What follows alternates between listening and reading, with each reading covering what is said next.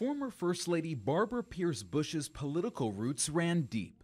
She was a distant cousin to the nation's 14th president, Franklin Pierce, but America knew her as the matriarch of a political dynasty, the wife of the 41st president, mother of the 43rd president, and a governor. I'd love to have a hug. And she liked to think of herself as everybody's grandmother. And speaking of glamour, I want you all to look at me very carefully. Please notice the hair, the makeup, designer clothes. Mrs. Bush seldom held back her opinions. During the 2012 presidential primary elections, she even criticized the candidates from her own party. I hate the fact that people think compromise is a dirty word. It is not a dirty word.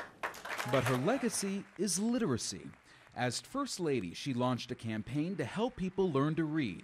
She visited schools, reading to children, and wrote a book about her beloved family dog, a Springer Spaniel named Millie. If more people could read, write, and comprehend, we would be that much closer to solving so many of the problems that plague our nation. Mrs. Bush was raised in a New York City suburb. She attended a prestigious private school.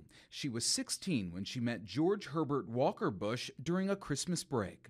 She left college to marry Mr. Bush after he returned home a hero from World War II. She had 6 children and lost a daughter to leukemia at the age of 4. As the wife of a congressman, ambassador, CIA director, vice president, and president, she spent decades in the political spotlight.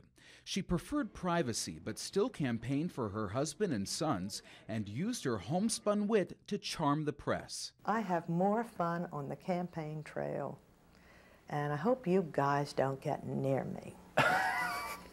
I hope you all leave me alone. She avoided any public involvement in her husband's role as commander-in-chief.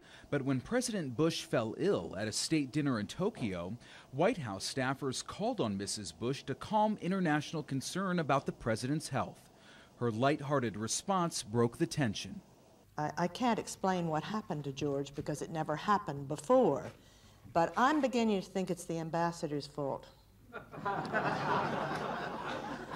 He and George played the Emperor and the Crown Prince in tennis today, and they were badly beaten.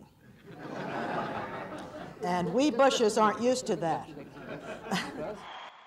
Barbara Bush will be remembered as a gracious First Lady who headed one of the nation's most prominent political families.